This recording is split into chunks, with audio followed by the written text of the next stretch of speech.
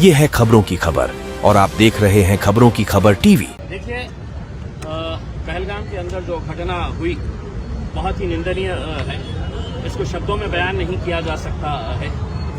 हिंदुस्तान का सबसे खूबसूरत जो जगह कही जाती है कश्मीर के बारे में, वहां पर खून की होली कैसी खेली गई। दिन दहाड़े पड़ोसी मुल्क से आतंकी आते हैं और यहाँ पर वो खून की होली खेलकर चले जाते हैं और सरकार अपनी पीठ थपथपाने में लगी रहती है कि देखिए हमने कश्मीर से 370 हटाया, वहां से पूरी तरीके से आतंकवाद खत्म हो चुका है।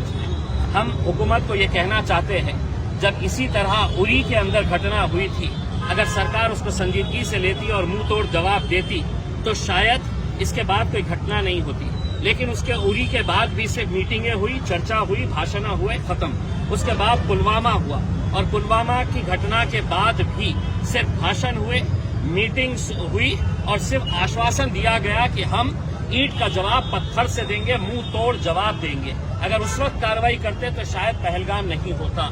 लेकिन अब पहलगाम हुआ है तो हम उम्मीद कर रहे थे कि ये घटना के 24 घंटे के अंदर 56 इंच का सीना दिखाकर नरेंद्र मोदी साहब कड़ी से कड़ी कार्रवाई करें, पड़ोसी मुल्क को और दुनिया को ये बताए कि अगर हमारे मुल्क में अगर कोई गलत कोई हरकत करता है, अगर हमारे मुल्क में कोई आतंकी कार्रवाई करता है तो उसका हश्र क्या होता है, ये दुनिया को और भारत का एक एक नागरिक इसको देखना चाहता है। लेकिन दुर्भाग्यवश अभी भी सिर्फ चर्चाएं हो रही है, मीटिंग हो रही है और ये बताया जा रहा है कि हम जड़ से खत्म कर देंगे। हम उनसे पूछना चाहते हैं कब खत्म करेंगे।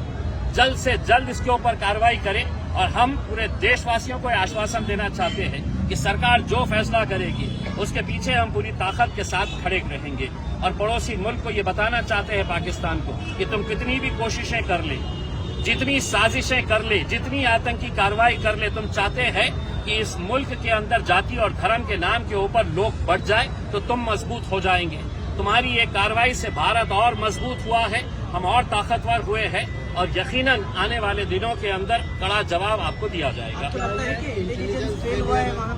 देखिए, अगर दिन दहाड़े कोई आतंकी आता है, कश्मीर में बहुत सारे लोग हम लोग गए हैं, चप्पे चप्पे के ऊपर फौज खड़ी रहती है, चप्पे चप्पे के ऊपर आर्मी के जवान खड़े रहते हैं, टैंक्स खड़े रहते हैं। ये दावा किया जाता है कि यहाँ पर कोई भी हिम्मत नहीं कर सकेगा हुकूमत की पॉलिसी के खिलाफ जाने का। कोई भी आतंकी कार्रवाई के बारे में तो हमने नरेंद्र मोदी साहब और अमित शाह साहब के भाषण सुने थे, अपनी पीठ थपथपाते हुए कि अब 370 हट गया है, अब देखिएगा कि कश्मीर में किस तरीके का अमन रहेगा करके।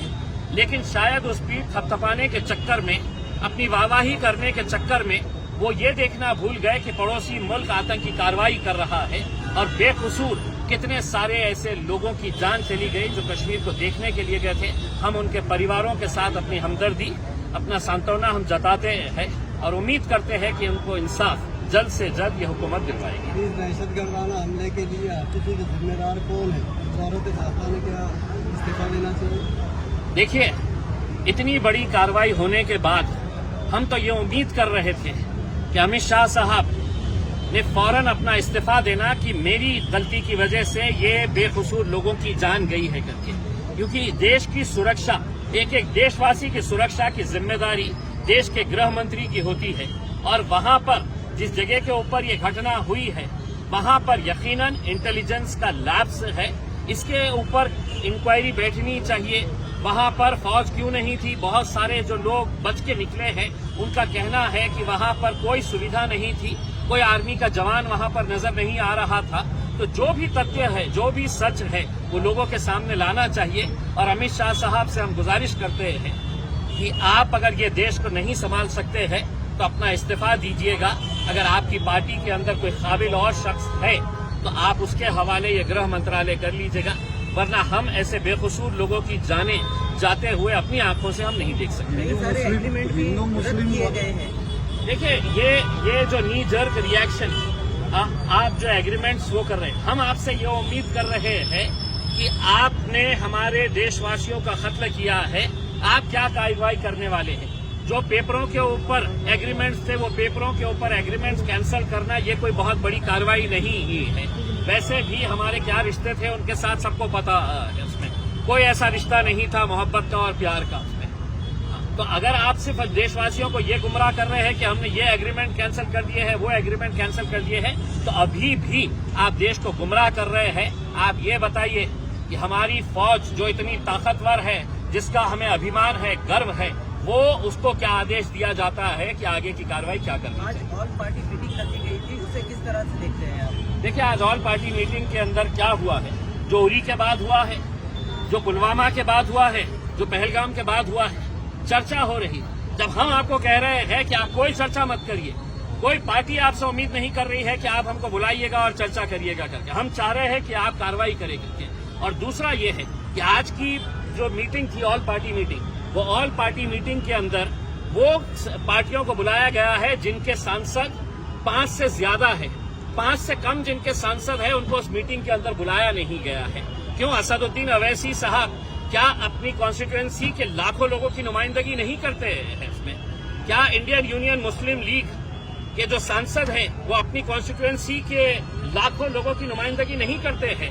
क्या उन्हें ये इख्तियार नहीं है कि इस घटना की निंदा करने के लिए उस मीटिंग के अंदर उन्हें भी बुलाया जाना चाहिए था? लेकिन उन्होंने किरण रिजिजू साहब को, जब असदुद्दीन अवैसी साहब ने बात किया तो उन्होंने कहा कि नहीं, बहुत ज्यादा लोग हो जाएंगे, इस वजह से हमने कुछ कम लोगों को बुलाया है। हम ये कहना चाह रहे हैं, इतनी घटना के बाद क्या नरेंद्र मोदी साहब और अमित शाह साहब 1 घंटा एक्स्ट्रा नहीं दे सकते हैं?